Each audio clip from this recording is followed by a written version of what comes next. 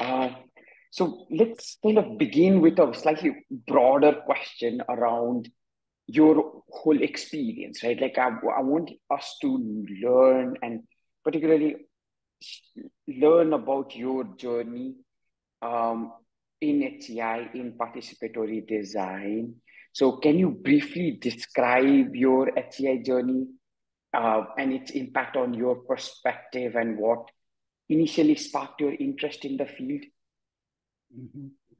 Okay, so uh, one thing is that I have this double major. I'm graduated from a law school, and as well I did computer sciences. So as a lawyer, like in the cultural context from where I am, in our tribal system, the people are normally think that there should be three type of knowledge at your home. One is that you should have one doctor at home, and you should have a lawyer at home, because we have a lot of issues with our lands and those all.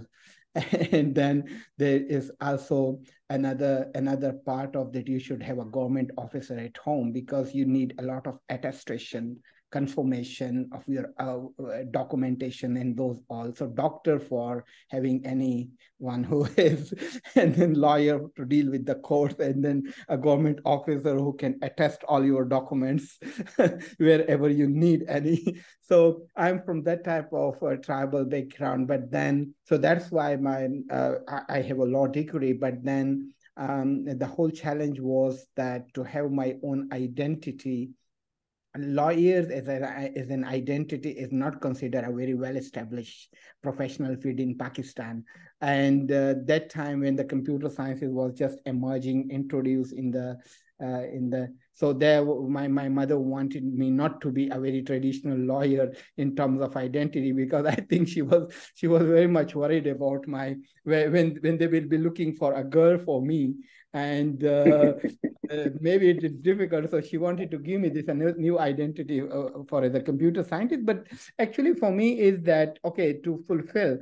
So I wanted to become a lawyer, but the computer science is a new and emerging technology as an and having an identity as a computer scientist. So I wanted to have these both of them. So I did went for the law college. Then as soon as I finished the law college, I went for computer sciences to do my master's. But then I was looking for a field which can bring me outside from lab, where I shouldn't be working on a computer, but I go and work with people, with community, with communities, with the in a real context. Then I Mm, found it for this Malaysia, and then Western. The problem was that I couldn't afford to go to the Western university, because especially to the UK, which is considered for our Commonwealth countries as a beacon of knowledge. So it was very expensive for me, and I found Malaysia with some reference. And in Malaysia, this specific university who was working with the community, then I found this community informatics field when I was Googling it. And community informatics, where your ICT is much more in the use of community for development perspective. That's mm, how actually I ended in Malaysia. But in Malaysia, my supervisor has a background in HCI, and he has an influence. But still the problem was that the in university, we were very traditional in computer sciences field, like very much in designing algorithm, programming. um, while my interest was mainly working with people, exploring how is the people experience with using technologies. And my supervisor had this project with working with the rural communities, where he will normally send me as a project manager to deal with that, to take care of it. But fortunately, I got a good mentor, Heike Chertopoulos, who came over on suddenly met my supervisor, and she came over, and she start working with her, bringing her to the community, working together with her. And then her philosophy, her thoughts, her methods really influenced me along the way. I found a common language that okay, this person I can work. And then The whole case in my PhD was designing framework, but there was a huge debate in the school, in the faculty for my PhD, who were thinking designing framework is for information system is not enough for a PhD. And they were looking me more to find it as an algorithm, to design an algorithm for PhD in computing, while Heike in 1995, when she did her PhD, she designed a framework to prove her thesis and her hypothesis.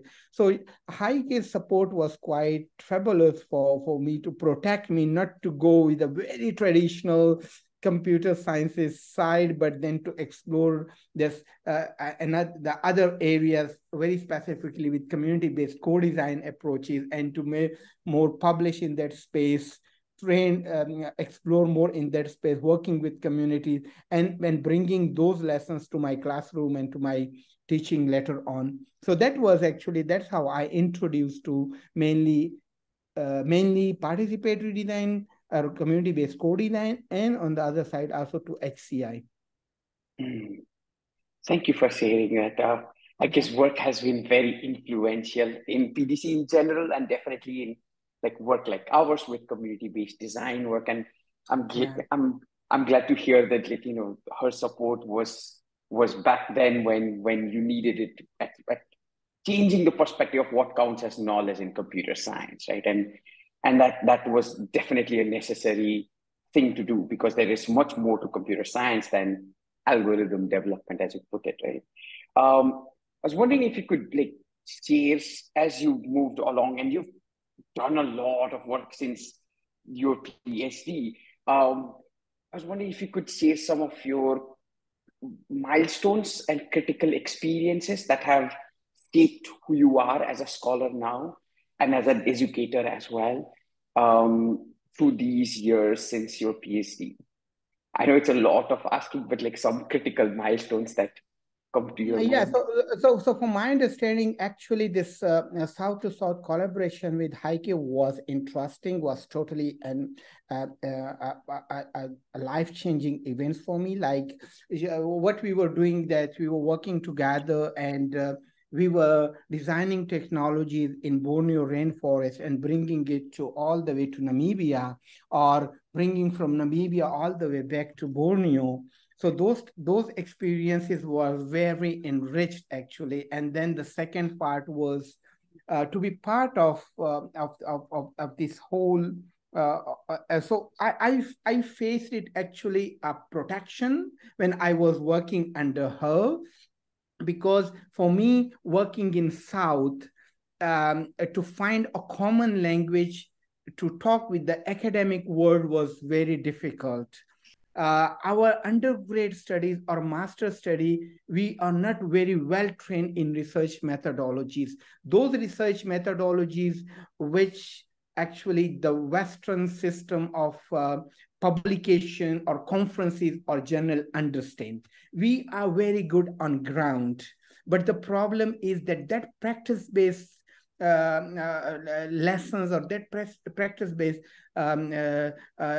learnings, that find a very little space is in the academic publication conferences world, that they are looking for more Western way of expressing yourself or your experiences.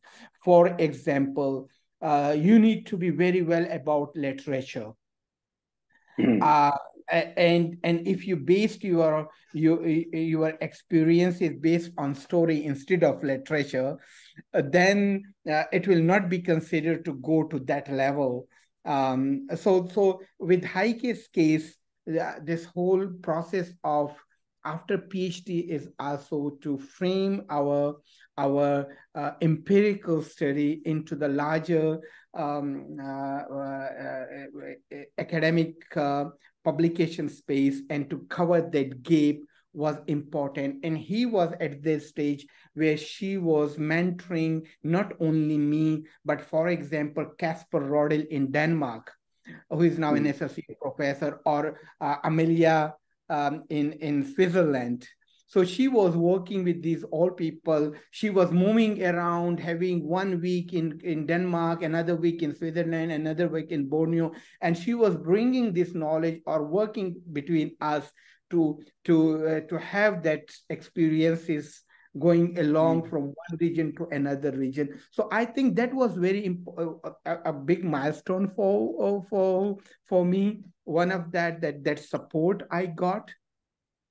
And then other than that was, of course, some other experiences like working with the ICT 4D community, with the Spider and iPad was an interesting one. Because that network was also very, but I think the network by itself was one. And then the second one is then here in Malaysia, conferences publication are not considered to that standard. So for example, for PhD, you need to publish 2 journals paper. And those journals should have the Scopus Index journal. And there is no space for conference papers in any way for a PhD student.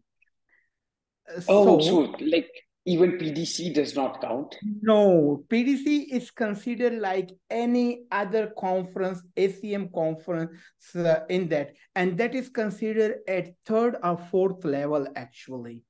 And it is not considered enough for your PhD to earn your PhD. And it is not actually only in Malaysia. In many other parts of South is also somehow the same understanding, that if you want to earn a PhD, you need to publish in that space. And it is not only a PhD, but it is also for academic,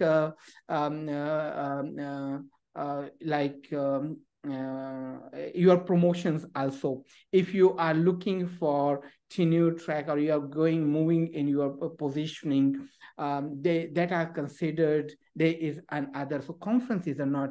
But then the second part for me is that, of course, there is totally different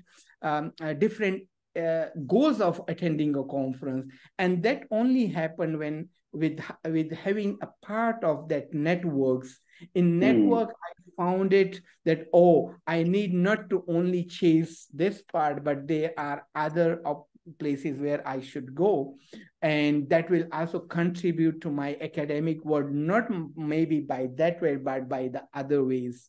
So that I only found that type of motivation and mobilization because of being part of the international community who are looking. So that's, if you look at it, PDC in the last all these years, you will find a very little publication from here, from this part of the world, from Malaysia or from Indonesia or from Pakistan.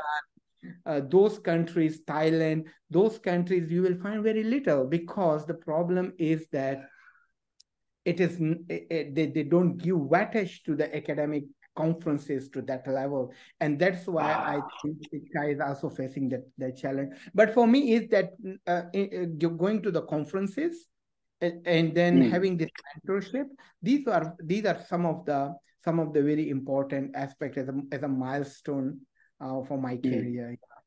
Yeah, you mentioned quite a lot of things that would be relevant to thinking about what a future of a broader participation in HCI looks like. And I want to kind of start from something more fundamental that you mentioned, which is that there is a gap in knowledge of what counts as valuable work in your region and like Malaysia, and what academics in the West count as valuable work as seen in publications, right? Like particularly the case of literature you mentioned, where you need to base on, like there's a lot of basis on prior work in literature survey in the West, whereas in your setting you want to focus on stories and stories to kind of convey the contribution of the work. Now I was wondering, like, first of all, like, has this changed over the years? Has it, how have you tried to fill in the gaps to make this change? And the second, how are you helping students right now to even to publish in journals, right? How are you helping the students to overcome some of these barriers? Okay, so there are two parts of. Um, we had a concept here in Malaysia. We started in 2007, before even I was starting my that is called Knowledge Fair. And that Knowledge Fair is bringing a conference to the community. Not bringing the community peoples to the conferences, but bringing conference to the community. So this knowledge fair we are organizing from 2007, and we try to actually, in terms of this knowledge gap, what we are talking about it. So one of the gap that we found, that we have a very strong partnership with local communities, academic partnerships. We work with them, we design technologies with them, and we generate knowledge.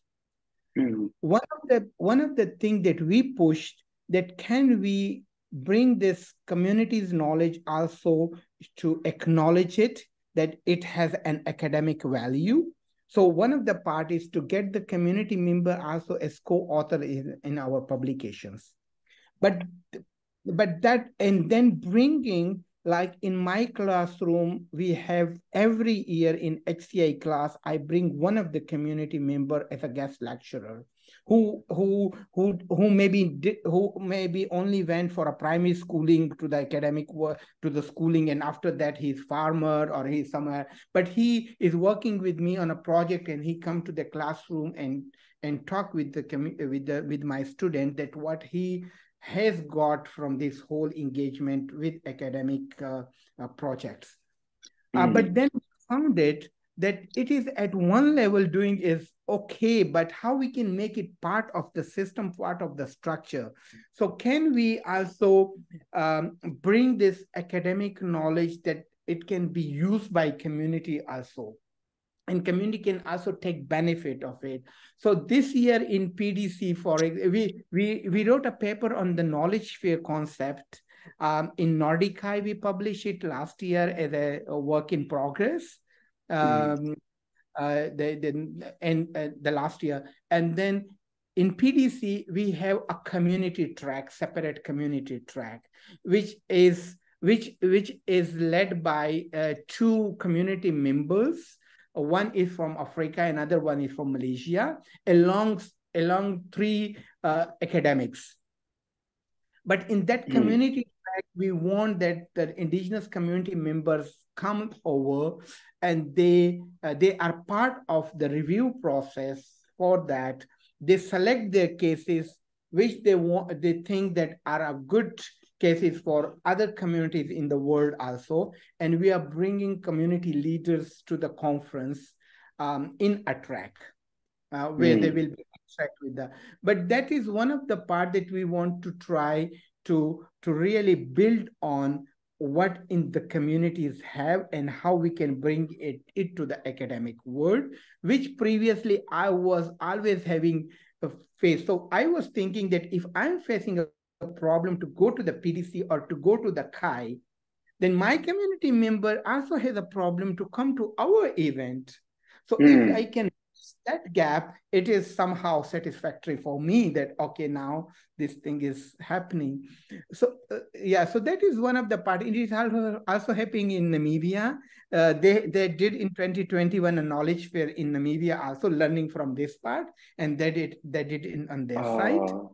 Yeah, so we are now pushing, are educating for that part a lot. So that is one component, and then the second component is like very specifically for the students.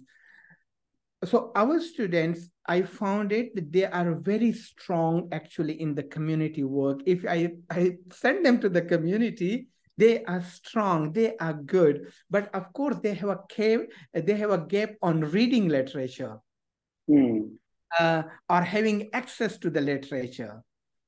And I'm thinking that that is going to be another big challenge very specifically for SEM.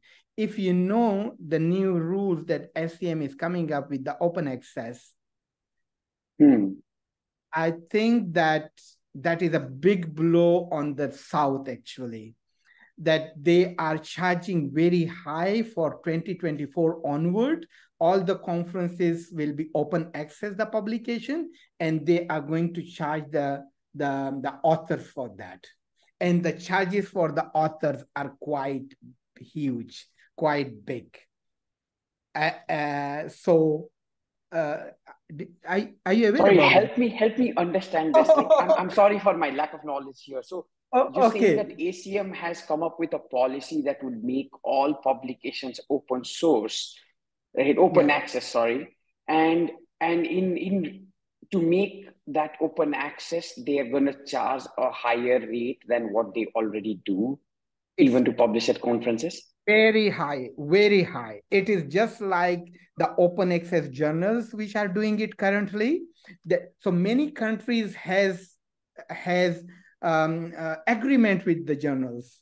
So, for example, for Springer, if you have a first author from Germany, it's free for you to publish in Springer, in many of these Springer journals. But if you have someone from Pakistan or from Malaysia, you need to pay very high, like $1,000, $2,000 for that. And this is the same for SEM also. From 2024 onward, all the calls which are going to open, they are going to be on open access, but a higher rate for the authors. Only country, they are agreement between countries which they are going to be to making free for them, and there are many from West, less from the other. So that is going to be, I think, another big divide, big challenge now for the students to publish, because you also need to understand our PhD students are self-financed. It is not like US PhD student or from Germany or from our PhD students finance their own studies, and they don't have support to attend conferences or going for conferences or doing any of those things. So it means that our PhD student will have more problem and more challenge actually to go for conferences. So maybe we look for more regional, local events than the international. Yeah, like I mean, like just from your description of this, like it seems like it's likely to benefit scholars who are in the West who have access to a lot of resources. Like one strategic moves that people can make, such as in Malaysia, would be to partner or collaborate with a scholar in let's say US where there may be a deal, and then make the US scholar the first author, right? That's the It's thing, yeah. benefiting just by the structure that you've created here, right? It's a structuring divide actually, and it exists in the other publication download, but now it's going to be happening in SEM also. So you already mentioned Springer and its issues around that, right? Yeah, Like Springer's publications. it is happening in many of them. In many of them, where they are charging, and then for I think it was also before for Interact. Okay. I heard about it, that you also need to, but you need to confirm. But for my understanding, we were complaining already about the other publication venues, and suddenly, like a week ago, I got an email from SEM, because for the PDC, I think that's why they sent us an email that, oh, this thing is going to happen from the next year onward, just for your information.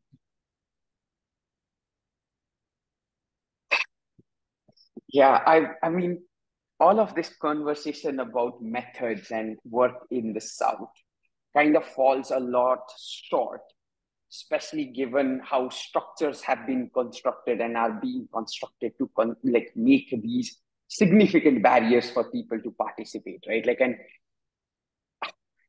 I'll contextualize that because I think that this is a much bigger problem than the rest of the things that I wanted to ask you about, right? Like, I mean, you can thinking about methods and global context is putting a band-aid when your arm is being amputated, right? Like, and that's what it feels like to some extent. But I want to kind of that aside, putting that aside of barriers to access to very fundamental resources, right?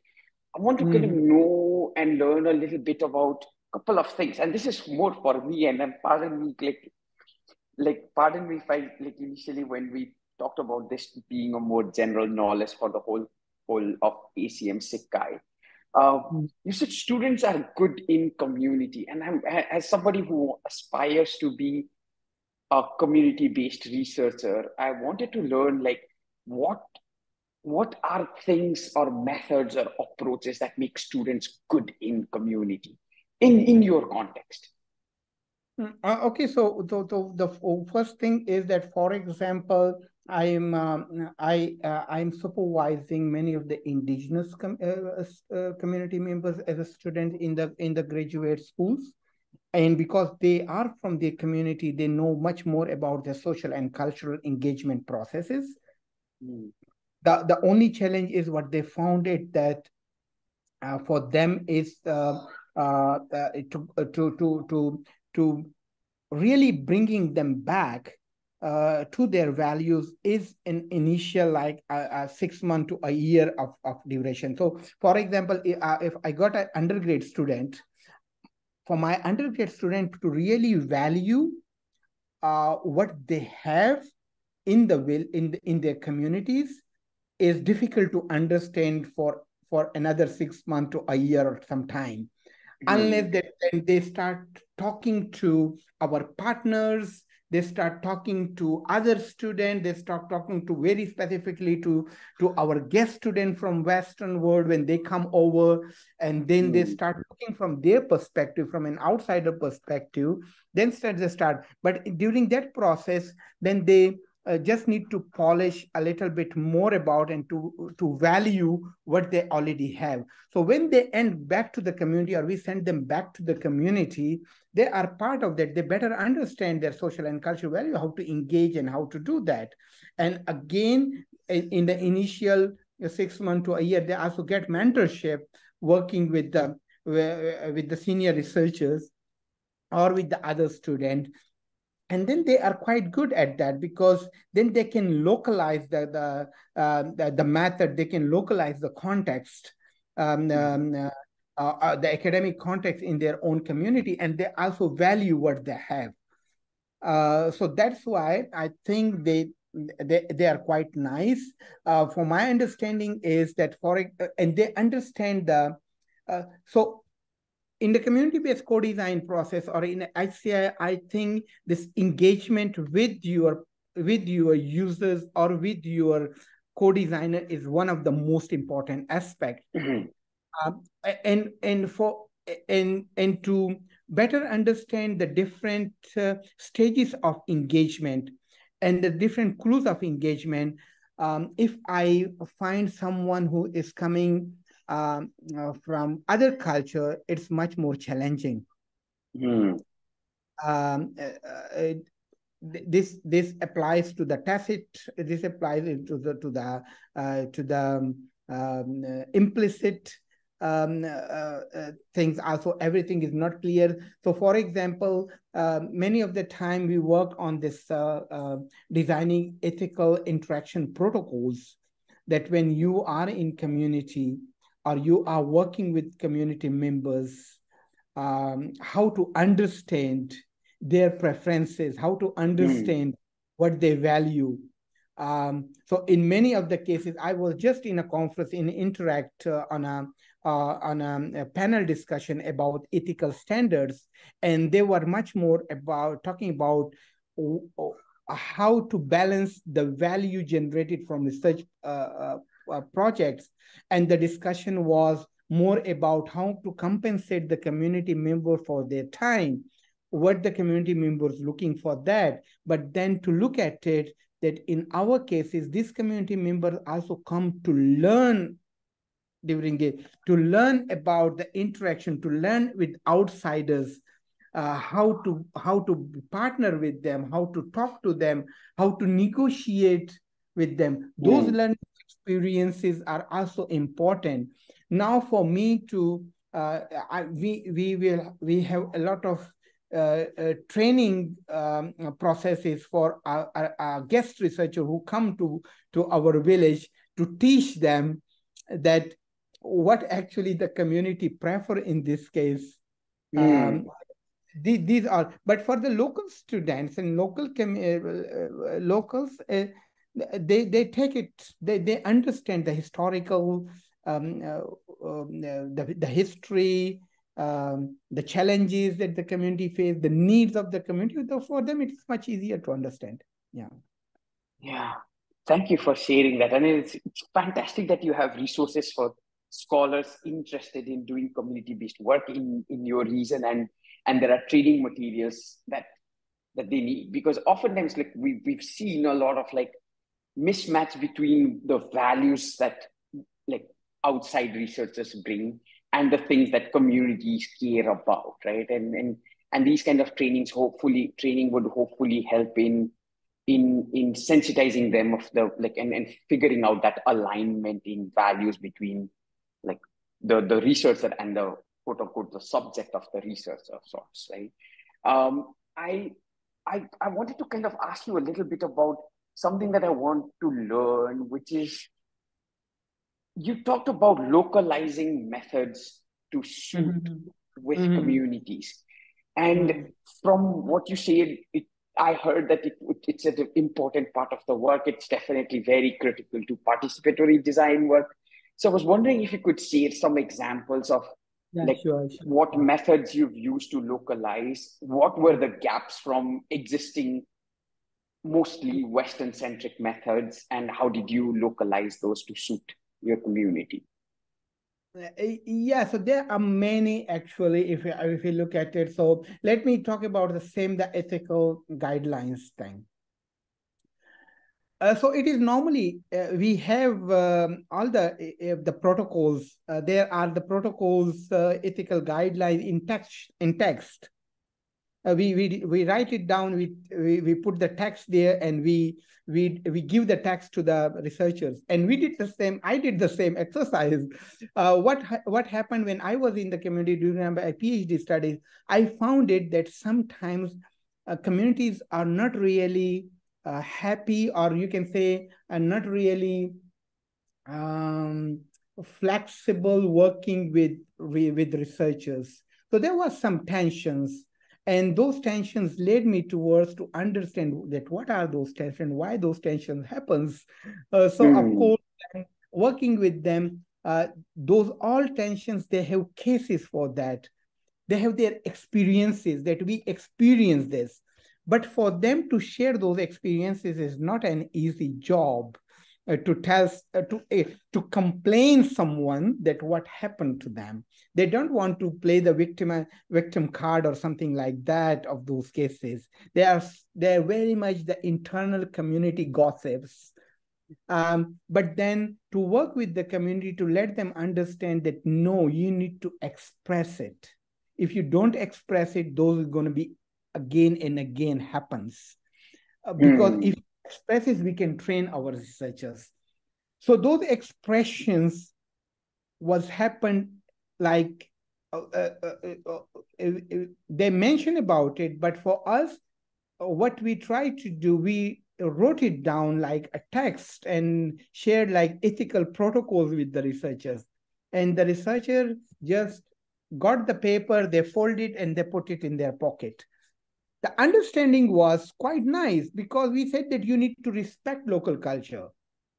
mm, Their understanding of respect was like, but how to respect, we didn't mention about it. How to respect, what is the mm, expression of respect in different so with talking to the community, the problem with the community was also that they are not so much in the verbal and textual things. They are much more in visuals, the community with mm, whom we're working. So what we try to do is that one of the local student from the same community, my internee, he was from the same, and he's a good artist. This community is so much in the visual, so he draw drawings which depicts a specific scenario. And we start using those drawings in our as a discussion prompts between community member and researcher. So the first time when a community and a research group comes in, we will organize a session with the community members and researchers together, and they sit around those drawings, and then they start to guessing what is happening in those cases. And then the community members are quite nice on adding more drawings to that, adding more sketches to that. And we found it that if we ask them to talk about it or to text about it, they were not able to do it, which is a very common way in our academic world to do it. But in this case, we changed that part. Now, problem was that I brought the same method to my classroom. And unfortunately, we did it. So the first study we published in PDC Conference 2016, a short paper. And then we got a review that can you take out the text, like the description from and send it over to other part of the world and see whether it's working or not, these drawings. Send it to Namibia, we send it to Germany, we brought it to our classroom, and we published again the paper on that what happened with those cases. So the internalization was, when I brought back these sketches to my classroom, in my classroom, we found it that, oh, we need to go to a next stage. We need to create conflicting scenarios from that, where the answer is not yes and no, but there is a huge gray area. So the student can answer and they can debate based on that. But this is one of the methods, like what I mentioned, it that to engage more visuals to that part, to have a discussion between community member and researchers, to better understand what community want to. And then we also call it interaction protocol, not cultural protocol. We found it that it is not cultural issue, it is much more interaction problem. When the two knowledge system comes together, two cultural system comes together, and then they try to interact with each other, then the problem, and they should better understand their positioning in that cases. So that is one. Yeah, that's such a fantastic work. I was wondering, yeah, did it work in? Yeah, I can also mention one more, actually, very important, very nice one and very important one: the choice modeling. In the choice modeling, it is a very strong quantitative method to explore when you have multiple choices. For example, there are choice modeling for mobile phone, purchasing of mobile phone. So the screen size, price, battery life, those are all. So you have so many choices to make a decision about that. So that is a very quantitative method. What we try to do, we brought that choice experiment and we work with local community members to design a choice experiment for energy access in Longlamai community. And they created, again, pictures of that to engage or to better understand how many choices are there and what they need to make in that. So we also published a paper on that choice experiment and then the methodology, that how we adopted it into the local community. The third one is on the climate change, which we published also recently. In the climate change, there are two, usually in the Western world, we have two indicators. One is the rainfall, the other one is the heat and the temperature.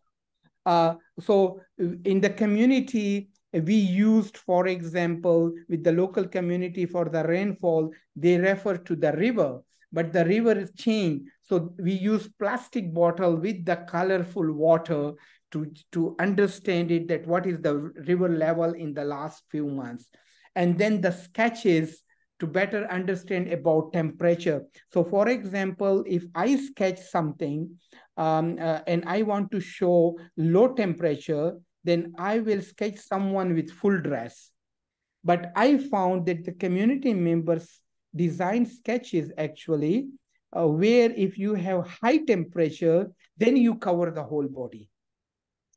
Ah, So they changed the method by themselves, and try to transfer it, that instead of using Likert scale, we use those methods like the visual and those ones. So we try to adopt many of them along the way. yeah, these are like really fantastic examples of local adaptation and local innovation, right? Like this is not taking an existing method and slightly tweaking it to fit the local context, but rather thinking what is applicable and valuable to the community members and coming up with methods that apply to those to in that context. And I was wondering, like you mentioned, you shared the visuals in Namibia and Germany earlier. Was it applicable in those different contexts, or what was different to kind of It means the whole challenge was, which we found it, the internalization was a big problem actually. So we look at the behavior and attitude part also, that what you understand from the picture and how you translate it to actions.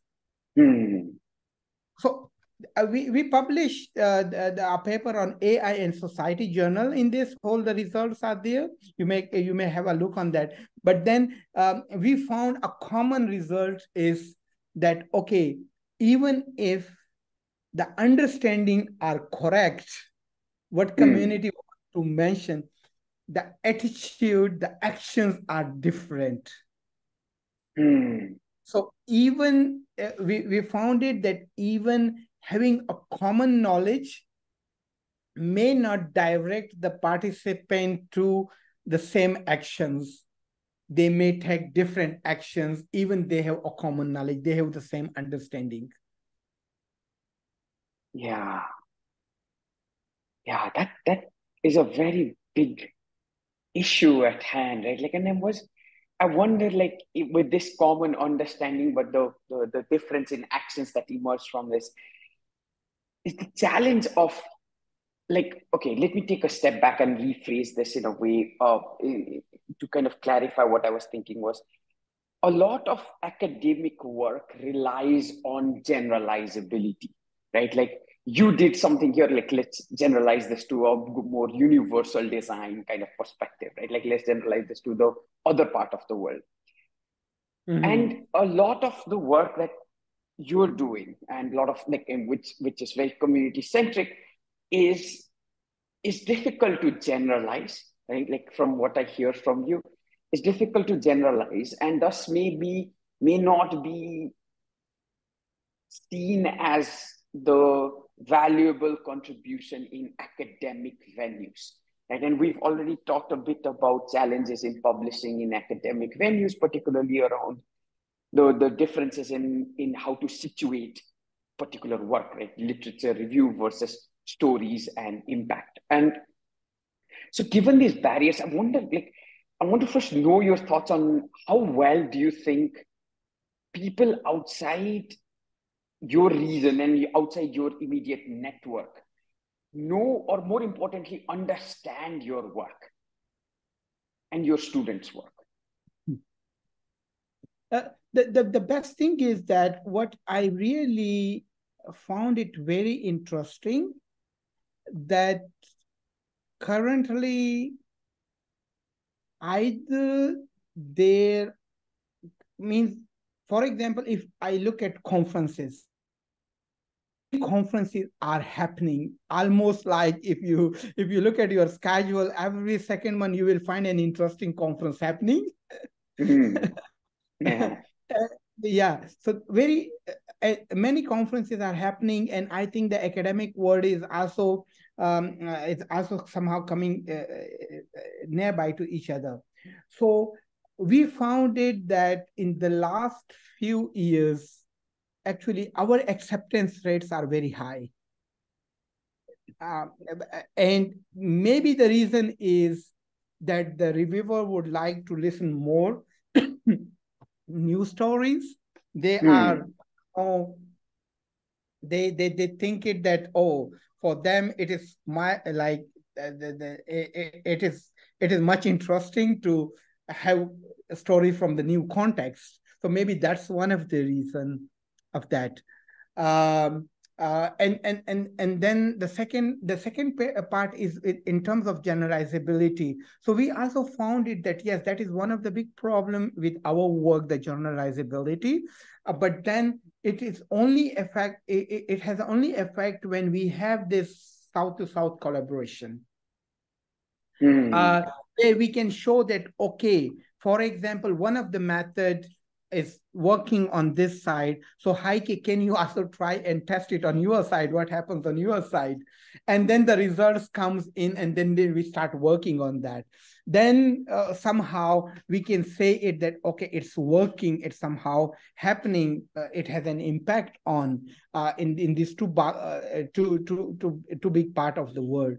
The second part will be, of course, like looking from the north, that now if I can take this thing and can I also use, so maybe not the result, but the process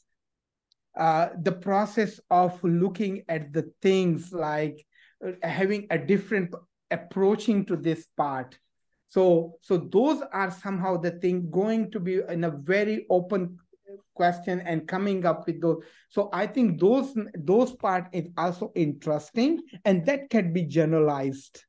So how you go to, for example, how you go to a community and explore about the local indicator instead of just looking at, so that methods of working with them could be one. So for example, what I mentioned about it, this knowledge dissemination model and having knowledge fairs. Now it can be adopted in any context. Anyone can take it, and if he's working with someone in a city center or in a village center, and bring the conference to be organized in the village center with the different languages translation, and change it with the 5 + 20 minute 5-minute presentation, 20-minute question and answer methods, or those type of methods, it can be adopted in any place. So I think in terms of the processes and methods is more generalized, has more potential for generalization instead of the main content, the main results of the research. Yeah, I thank you for that. I just want to briefly kind of share a thought of this. Like, I've been writing about some of these challenges in my context, and recently I started writing about transferable learning, saying that, hey, it's not generalizable, but you can transfer some of what we've learned to your context and see what goes, right? But you get to you mentioned something that I want to kind of get at, which is the importance of South to South collaboration. And right from the beginning, you've talked about how important Heike and her mentorship has been to you, in not just in your PhD, but overall through the course of your journey. And I was wondering, like, can institutions like Sikkai that has significant resource help? And in what ways can they help to make a more inclusive support for researchers in Malaysia, in other regions in the South? Me, from my understanding, is like currently, if this like HCI, look at the HCI part. We have Sikkai group here in Malaysia. One of the big challenge that they are facing, so they never heard about participatory design a year before. They have a zero knowledge of that, oh, there is also something called participatory design. And yes, there is. So now we are engaging them regularly, going back to them. We are having a workshop end of this month. We had one before when Heike was here to introduce them to more literature on participatory design, how to context your research in that space, and opening up more. But then the problem is that with this Sikkai I'm not sure whether Sikkai group has currently any uh, any any part on this, like any part on this mentorship. Are they doing the mentorship? Are they, is this mentorship is a valuable thing considered for that?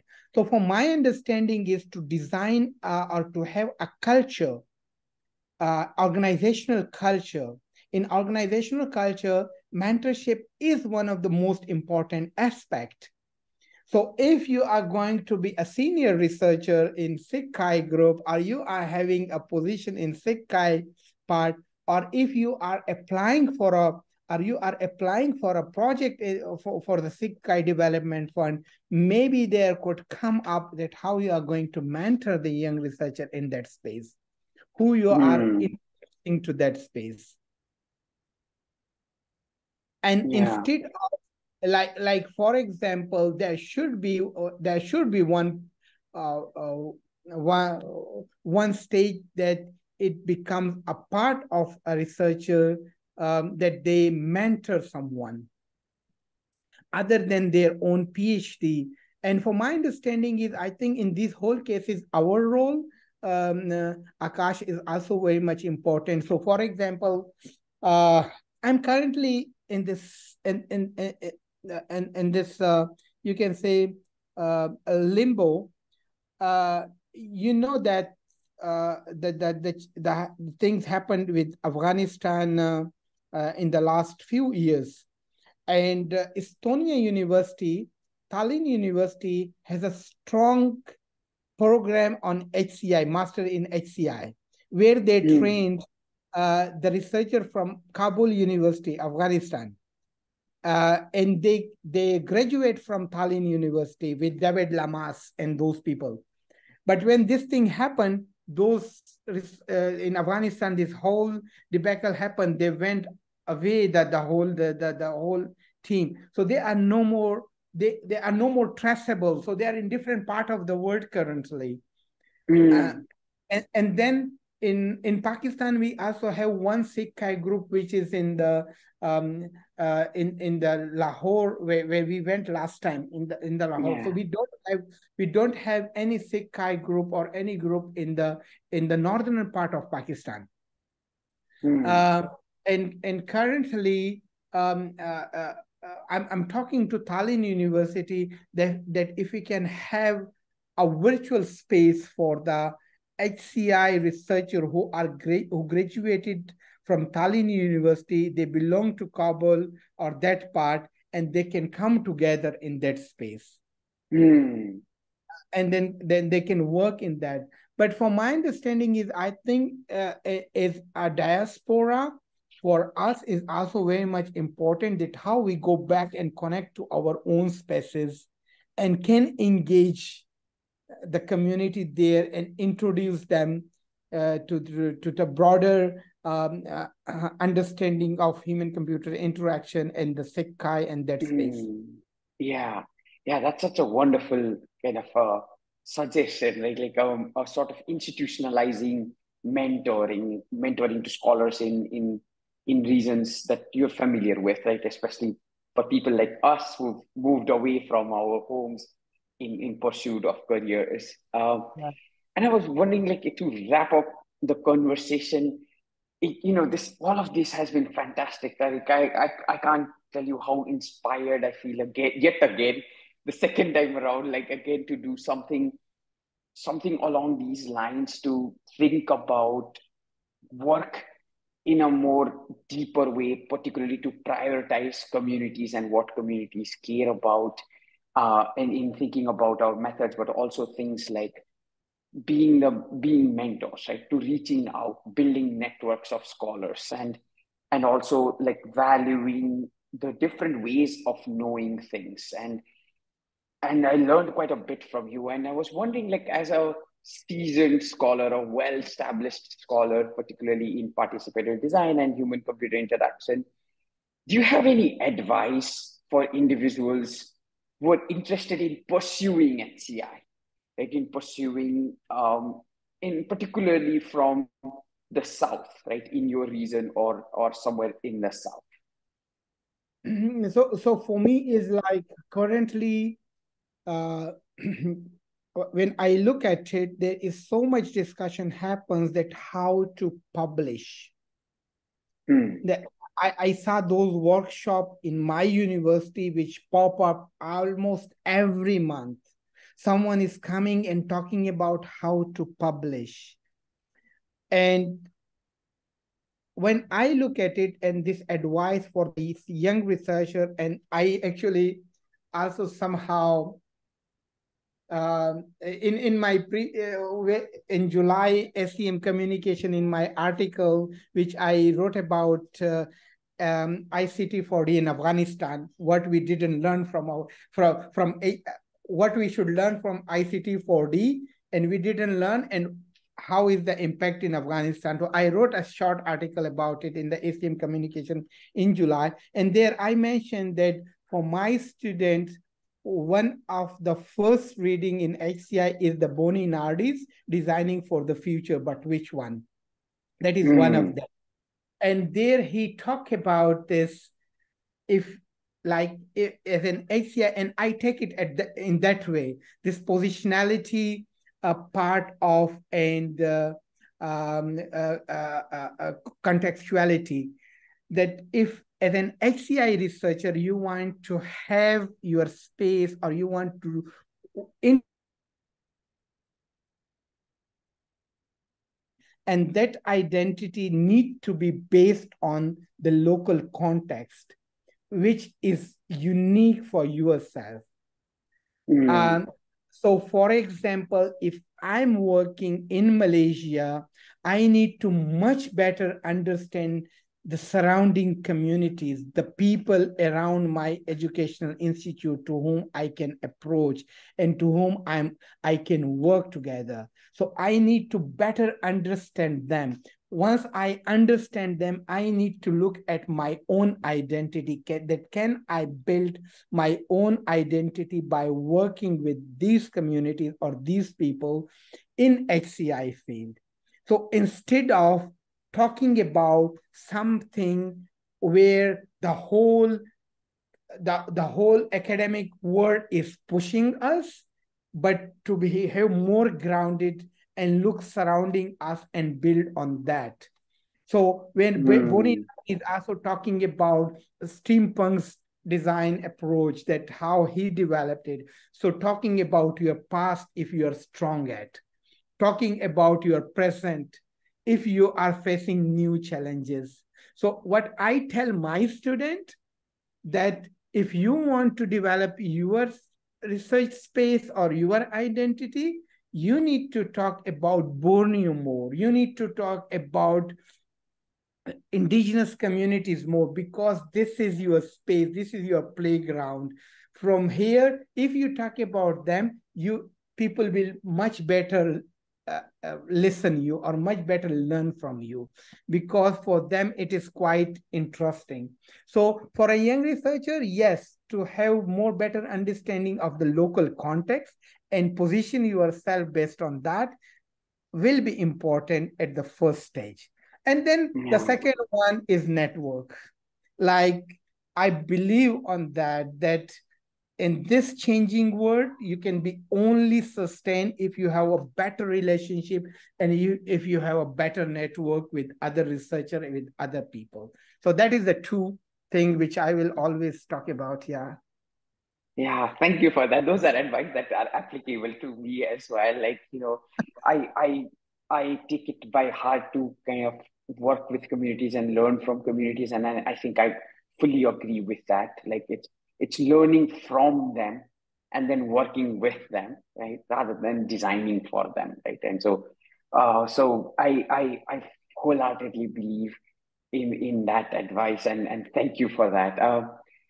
Now, as we wrap up, I wonder, like, if you have any advice on any person I can reach out to for the next series of interviews on anybody who you think would be interested in talking about their experiences, um, preferably slightly away from your network, but also even in your network is also perfectly No, means if you ask me, I will must ask, like I will request you or suggest you that instead of just talking to the academician, you also talk to someone from the communities who worked with academician and try to Yes. better understand from their perspective that okay, Yeah. what is important. For my case, my mentor is Garen Jangan, who lives in the village, and for him it is a part of that he will better try to.